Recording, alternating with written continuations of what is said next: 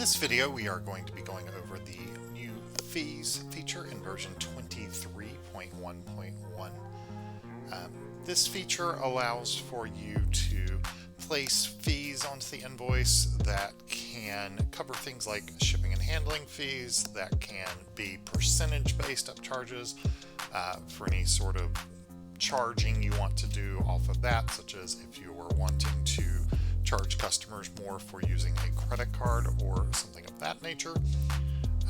If we flip over here, we're going to just go through how to set this up and then how to use it.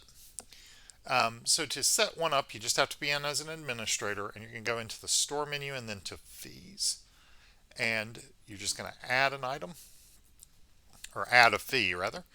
And as you can see, you got to fill in an item ID. We would recommend making that something you can remember, just because it can be easier to punch it in that way. In this case, I'm going to just call it a sample fee. And then we'll just call it a sample fee here. So there are two types of fees, but you can use both on the same fee. A percentage fee will charge a percentage of everything that is not a fee that is on the invoice. So if you do 10%, then the fee will be 10% of every other item on the invoice combined. So I'm just going to show that. We'll actually do a 10% one. A flat fee will be like another normal item. It will be just a flat amount.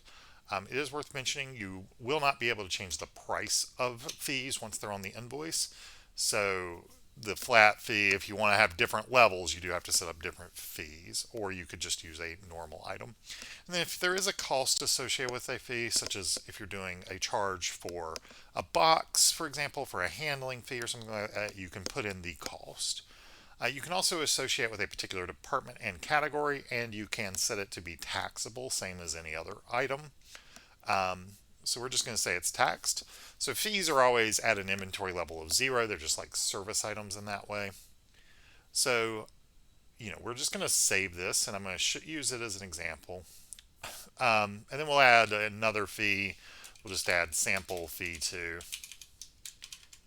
And this one will be a sample flat fee.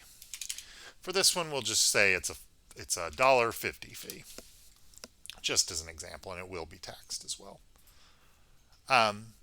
So then, in order to actually use it at the register, you can just put in the item ID the same as any other item in the system. But you can also, if you add a button that says Browse Fees onto your invoice or onto your register design, that is one of the new options in there. You can just click that, and you'll actually get a listing of all of the fees that are available in the system, and it'll show you how much they are. So like this first one is a 10% fee, and the second one is a $1.50 fee. So we will actually add both fees onto the invoice. So you'll notice that the 10% fee does not account for the other fees. So fees do not cause other fees to go up. But if we put another item on the invoice, which I'm just going to use a miscellaneous item here, and we'll just say it's $25, you'll notice that now that 10% fee has become $2.50. And it will account for any other discounts you give. For example, if we give a 50% discount on that, then it in effect discounts the fee. Because the fee is just after everything else is done, it's going to calculate it based on the final price of everything else on the invoice. And it does take quantity into account too. So like if we change this to 5 quantity, then the percentage based fee changes. You'll notice that the flat fee has stayed at $1.50 the entire time. So that's fairly straightforward for using it at the register. We can complete the transaction. It's just like any other item in the sense that it adds to net sales, but because it is a service item in effect, it will not you will not gain or lose inventory of it. The inventory level is going to be set at 0. So if we go here into our items, you'll actually notice this is a blank database. You'll notice it does not show up here by default. If you want to actually see the fees in this listing, you do have to go into the advanced search and check show fees, just like with rental copies. And then they will show up here, although you cannot edit them. You have to go through the store and then fees to edit them.